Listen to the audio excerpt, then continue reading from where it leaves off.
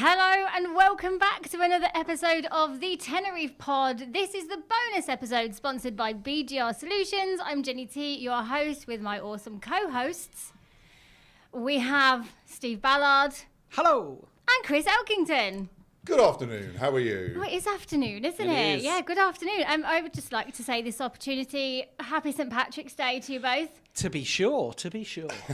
And you know what? There was already people dressed in green when I was driving here on the way in. I saw a couple of people, thought, and then I was like, it's St. Patrick's Day. Yeah, the St. Patrick's Guinness hats were already out when I was driving to work, and that was at 7:45 this morning, so they are getting on it. Wow, that is early. What would an Irish person or somebody celebrating St. Patrick's Day have for breakfast, do you think?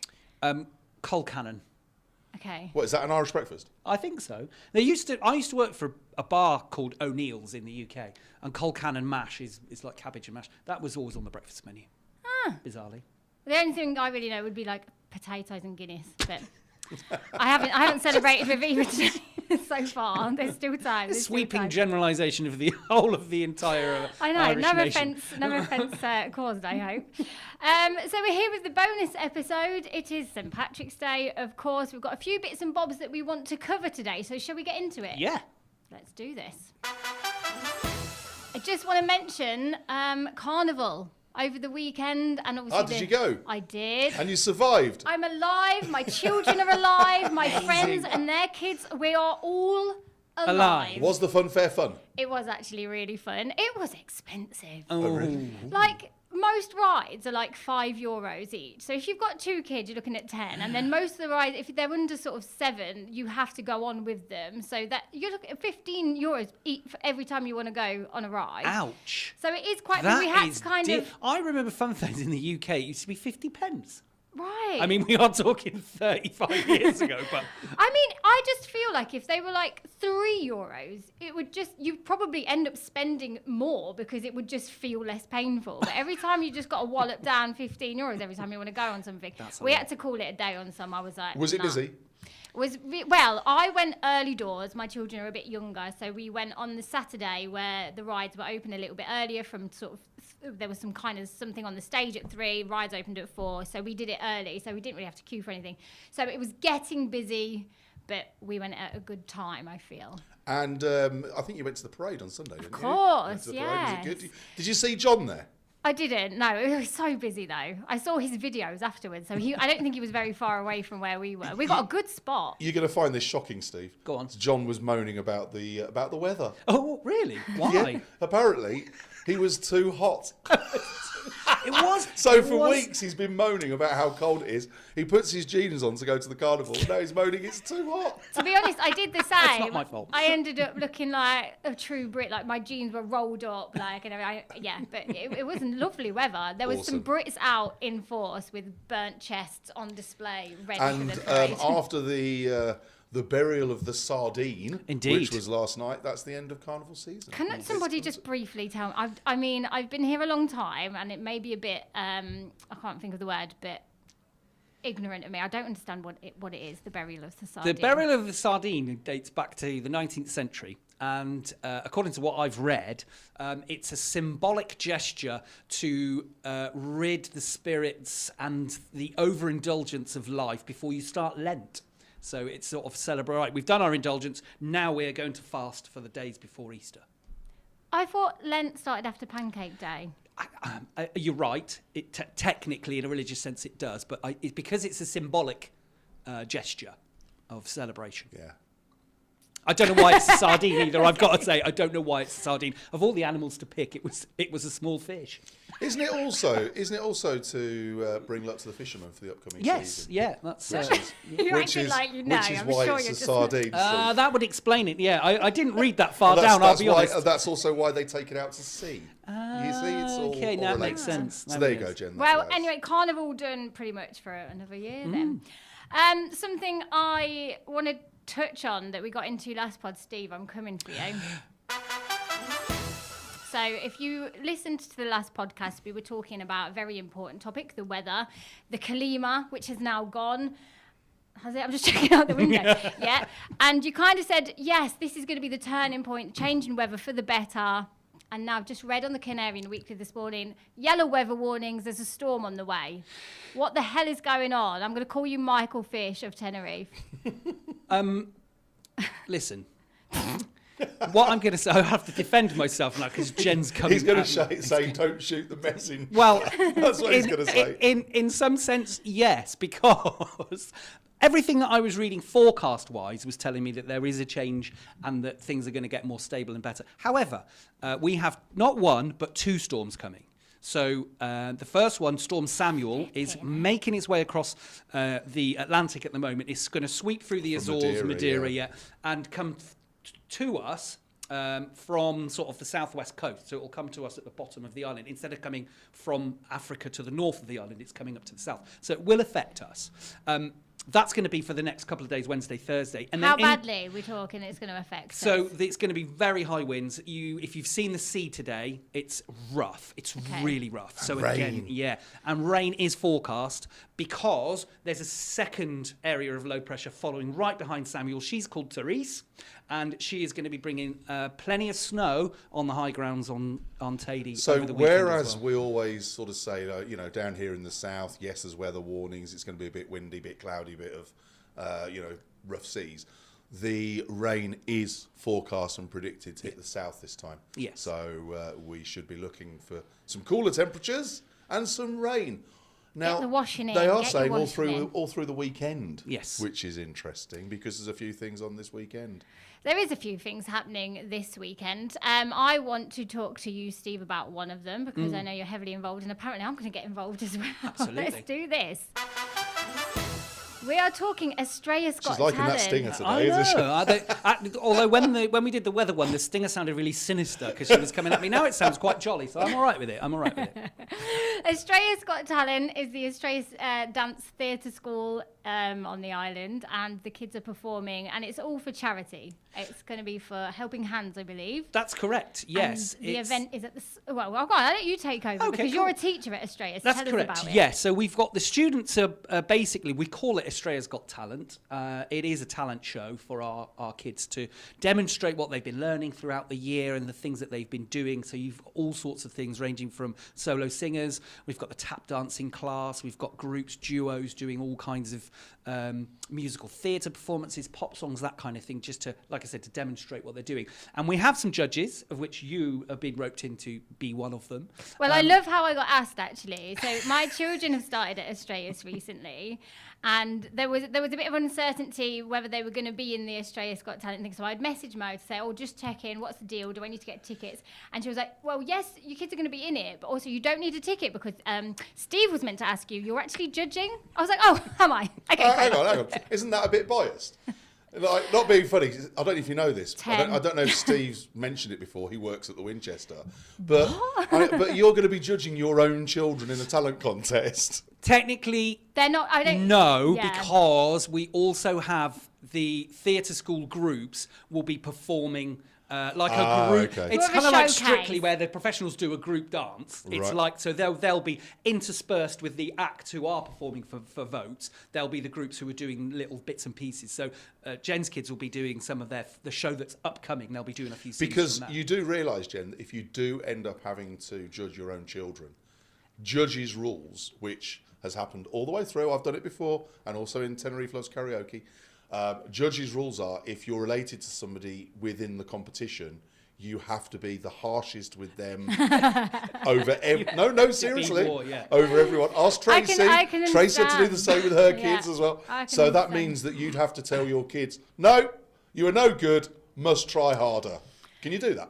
Absolutely. I mean, I come from a dance background myself. I don't think we believe her, do we? No, I know. I come from a dance background myself, and I truly believe it's the only way you can The learn. harshest I'm critic. I've dealt with it. Tough love. I've been practicing my tap dances in the kitchen. My mum going, "What are you doing? That's rubbish. Shut up! Like, be quiet." Yeah, so Wow. I mean, it's how I've been raised. I'm ready, kids. My 4-year-old will kick my butt. But Well, it's going to be a really, really great afternoon. Starts at 1:00 at Sundowners, and there'll be Where's that? In the Gulf, it's like that's on right, Green Park. Gulf del It's Sur, like, yeah. Gulf del Sur. And there'll be, food and drinks available. They're doing a special menu as well for the day. Obviously, as you said, charity event as well. So your ticket price helps. Helping Hands will also be accepting donations. There'll be fun and games throughout the day as well. So it won't just be the kids doing the shows and performing all the time. We'll be having some fun throughout the day. But yeah, it's going to be good. It's going to be good. Can I play my stinger again? Go on then. Because I've seen something. I don't think there's one person in the Canary Islands that hasn't posted on social media about this.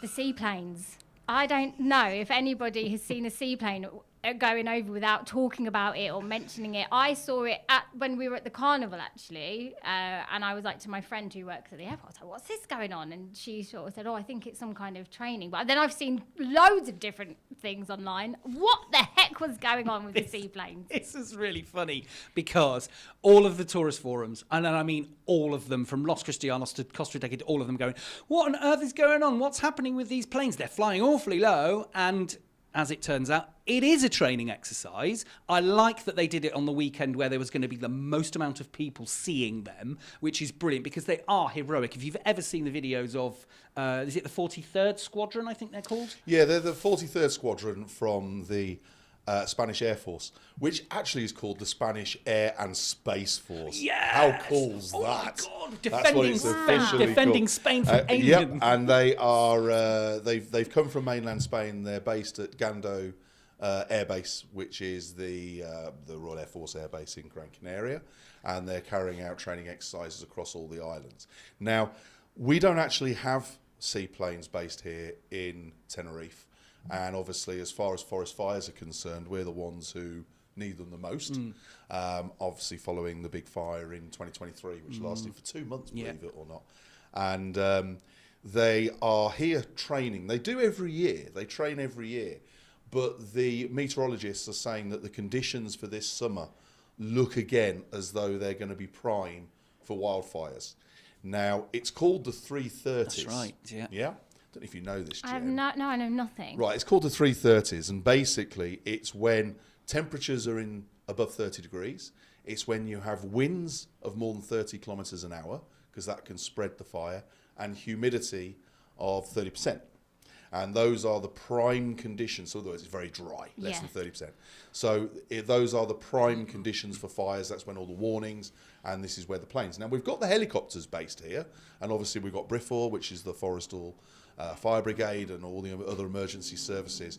But actual planes, they come from mainland Spain. So they come here every year and do training exercises in advance of the summer. So that's why they're here. So it's definitely not, because I saw some conspiracy theory. Listen. That people they know something, the volcano's about to erupt, they're getting ready. This is the thing. I checked the supermarkets. There's still plenty of tinfoil available. But over the weekend, there was plenty of people stating as if it's fact that they're here in case the Teide erupts. I'm not sure how a seaplane full of seawater is going to combat 10,000 degree lava. I really don't. But good luck with that is all I'm going to say. I've got to tell you, by the way, during the last forest fire, when it came towards the end of the forest fire, myself and Tara were up in Santa Cruz, which the Santa Cruz harbour is where they, particularly for that fire, because it was on the northern side, where they fill up with water. And as you said, it's spectacular. It's amazing. And what happens is they literally sort of come from nowhere over the horizon across Santa Cruz, above the Cabildo buildings and all the tower blocks. Literally, you feel like you can touch them, and then obviously dip down in the water, fill up, and turn around and go back. There was thousands of people there. Anyway, we left, and we were walking through Santa Cruz, and as we walked past one of the hotels, on the balcony was all these fireman outfits all laid out, yeah? And I turned to Tara and I said, oh, look, the Chippendales are staying there. She went, really? I went, yeah, they're performing. She went, they're not, they're the fire brigade. Yeah, they are the fire. But if you get chance to see the planes in reality, it's fantastic. And they've got an Instagram page as well with some incredibly heroic video stuff. Really, really, really good awesome. Instagram. Yeah, Squadron 43, I think it's called. They are. okay, check it out. And now I'm glad because you know what? It's people that comment like that are so confident, and I'm like, oh, it does get in your head, doesn't it?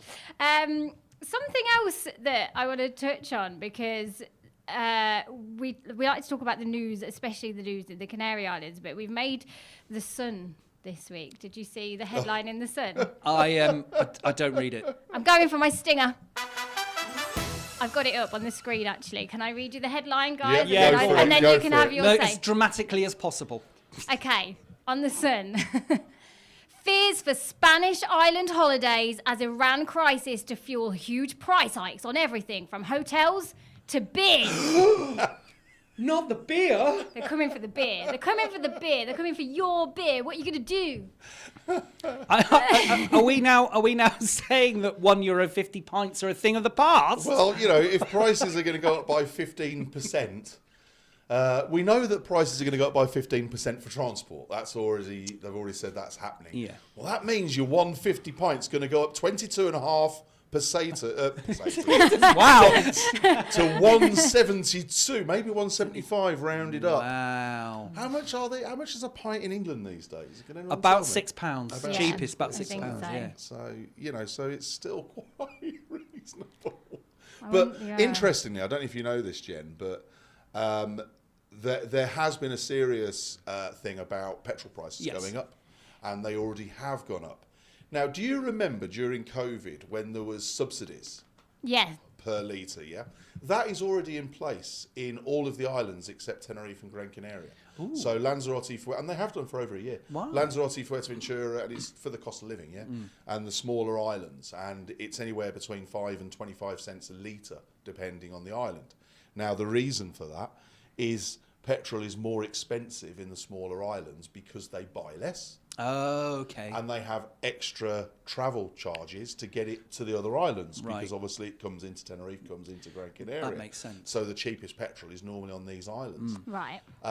Now, today in Spain, as you know, Pedro Sanchez, the Prime Minister, told Donald Trump, we don't care if you stop trade to us, we're Spain and we'll stand as we are. God, I love that guy. And basically the Council of Ministers meet every Tuesday, and today's their meeting, and one of the things they're talking about is measures against the war in the Middle East, against the Iran-Israel situation. Yeah.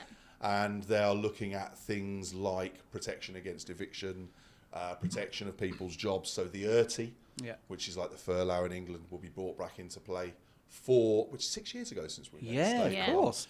we brought back into play for companies directly affected. So, for example, airlines, transport companies, etc. So they are actually already preparing. The Spanish government are already preparing, and they're good like that. It's good. It's good that they're proactive, and I think again we mentioned this when we were talking about COVID.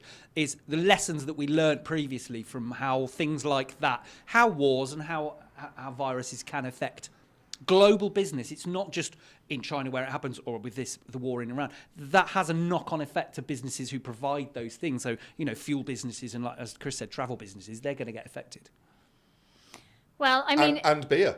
And yeah, obviously. It is all a bit complicated. Should we stock up? Me. Is that what we should? Should we start panic buying Dorado? Is the question. Well, do you know and what? toilet rolls while we're at it. Let's get more toilet rolls. Well, And tinfoil. the problem is there's going to be no beer left after today. It's St. Patrick's Day. Of course, everything's getting drunk. There's not going to be any left whatsoever. The thing is, after today, I don't think people are going to want it for a while. They'll be hanging. They'll be like, nah. Well, they were quite happily consuming their body weight in beer last week for the Cheltenham Festival. Well, there was a lot of beer and cider. Do you know, consumed. I have a few friends that work in bars, and they said, like, the first day, lovely, everyone was really polite. Yes, they kind of got drunk, but for the rest of the week, everyone was just kept topping themselves up. It So was it just got madness. worse and worse and worse as the week went on.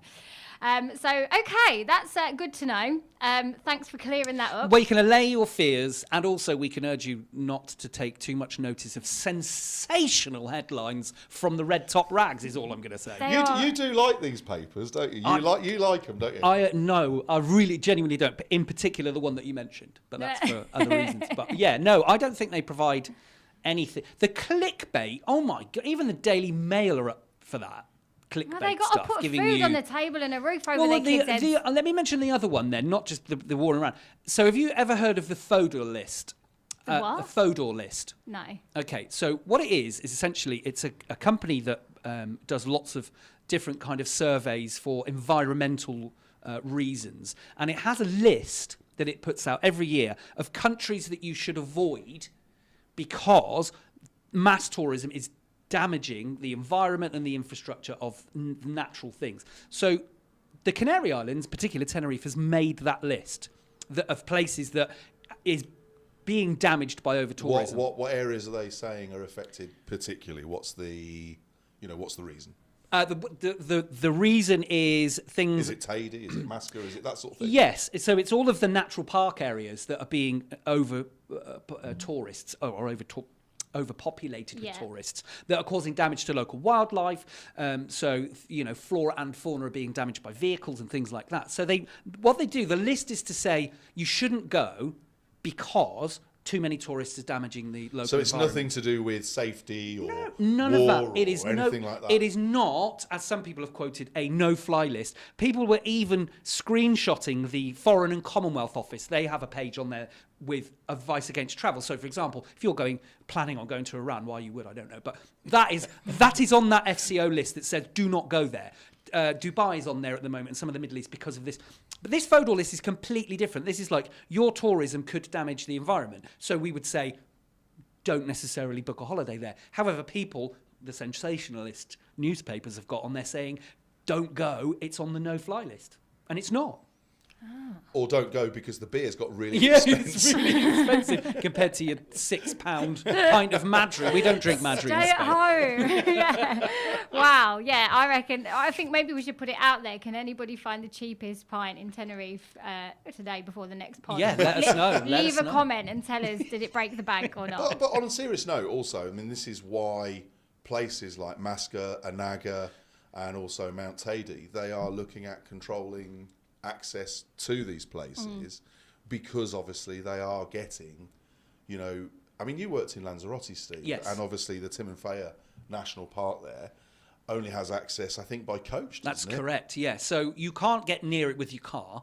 You have to take, they call it the lunar route. So there is an official route through the national park. It's beautiful. It's amazing. But you can only do it on their transport because they control access in and out to prevent it from being damaged any further.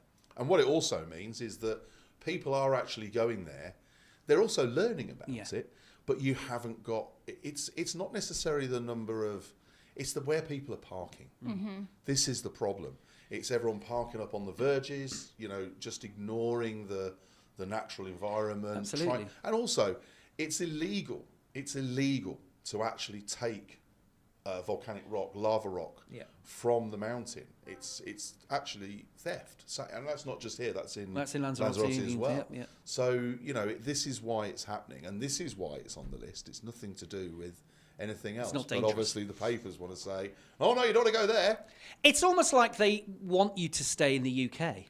I mean, I don't know if I'm getting tinfoil hat here, but it's almost like the British newspapers are like, no, you don't want to go there. Stay, have a staycation, go to Cornwall. Well, the good news is, staycation. Danny Dyer's obviously doing a caravan park, so he's bringing back the He's caravan. had a holiday. roaring trade in his caravan park. Yeah, it's brilliant.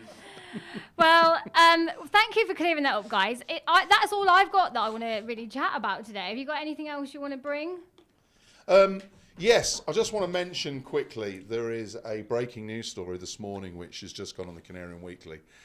And I have no doubt, Steve, that your favourite newspapers are going to pick up on this because some tourists were actually robbed last night at gunpoint in the south of Tenerife in Las Americas by a 19-year-old girl and a 29-year-old guy who members of the public actually came to assist them, and the guy fired 2 shots. Now, it turns out that they are fake firearms, right? For airsoft and all the rest of it. But the problem is, these, let's call them play guns, are starting to look so real now that obviously it's a real concern, particularly when somebody releases 2 shots in the street. Now, they've already both been arrested, and the 2 of them were living in a motorhome, in a camper van, and they have found rifles and guns. There's pictures of everything they found. No one was hurt. Okay. No one was injured. The police were on it super fast and dissolved the situation. But it is a horrific story. Yeah. Yeah. So scary. we know that on that one that people are going to get obviously pick up on that one. Now the last one is just quickly. There was a story which was published on Canary Weekly this morning as well about a guy who went missing. He arrived on Saturday night, went missing Sunday, not seen. I know the Spanish press is still running it, and we ran it this morning because we can't run anything until 48 hours after someone goes missing. But he has been found. Good. Oh, God. It was a British tourist, arrived on Saturday night, went out Sunday to do some shopping Sunday morning, didn't come back. I reckon he went to Carnival. What do you reckon? Did he go to the pub? Yeah, it's got to be. But this is why we can't publish stuff until 48 hours afterwards. Yeah. Okay. Because people do, we're not going to say people go missing, but people do go out and enjoy themselves without telling anyone. And there are instances where people have consumed much alcohol and lose things like phones or wallets and things like that and do get themselves into trouble. And speaking from the rep's point of view as well, I used to live in Magaluf, in Mallorca. And the hotel, but the hotel I worked in was in Palma Nova, which is they're very close together, very short walk. But I used to start at 7 o'clock on flight days on a Tuesday, for example. So I used to walk through Magaluf at 6:45 in the morning. And it was like The Walking Dead. It was like, ooh. It's disgusting. But one lad stopped me because I was wearing my uniform, didn't know where his hotel was. I said, what's the name of the hotel? I don't know. I can't remember. It's like, do you know what it looks like? No. He'd got there, dumped his bag, hadn't even unpacked, gone straight to the bars, and that was it. He didn't know where he was. What a legend, eh? I bet he was all right in the end. But that sort of thing happens, and as Chris said, people do. That does happen to people, but they do turn up. And 48 hours, there is no legal. Lots of people think, you can't report someone missing until 24 hours has passed. That's not a thing. That's a Hollywood thing. You can report somebody missing as soon as you think they're missing, really, to the police. But reporting on it has to happen later on. Well, that's the rules over here. I mean, we do actually have press rules. Yeah. Until it comes from an official source, we can't actually publish it for that reason. Yeah. Do we think that he saw the Sun headline, went to the shop and thought, hang on, I need to make the most. That's $1.50 a pint. I'm going to make the most of that while I still can. Before it goes up to $1.73. And then it was just game over. Serious note, though, glad he's okay. Talking of your theories, Jen, there's the one last thing I want to mention is you outing Jamie Drew as a webcam voyeur. I'm sorry, it seemed like the most obvious choice. Only because I've had some messages of people asking me, going, because we put the reel out. It only went out last night, actually. We should have done it before. And also, just to say, we've had some brilliant feedback about Fergal being in the studio as well. And I know he has. But it wasn't Jamie Drew. We made that clear on the day. We even on the reel put, no, it wasn't Jamie Drew. So, Jamie, we're sincerely sorry that Jenny outed you. I'm sorry, Jamie Drew. I should have, because he trained me in Oasis. Like, he was kind of my life coach for a while. So I don't mean any harm, Jamie. Apologies. Who was it then, Chris? I'm Come not on. telling you. I was going to say, did we or did we not say we're not mentioning any names? That's what we said. That's exactly, Not mentioning any names. Yeah. So, no. I have an idea of who it might be anyway, but I'm not going to But say don't it. say it, yeah. Roscoe. No, it wasn't Roscoe. That's who it was. It wasn't Roscoe. That's who I knew you were That's definitely thinking. Roscoe then. That was Oh who I my was goodness, there we go. Talking We've of done it Roscoe, this is a really tenuous link, by the way. Very. Really I'll take it, though. Talking of Roscoe. We've got Chris Todd popping in on Thursday. Yes. For the proper pod. Chris Todd on the pod. Chris Todd on that. Who is he's known as the General. He's in charge of the Armada Sur. And we're going to catch up with everything CD Tenerife on Thursday. Amazing. So looking forward to that. Bit of footy chat, a bit of footy banter.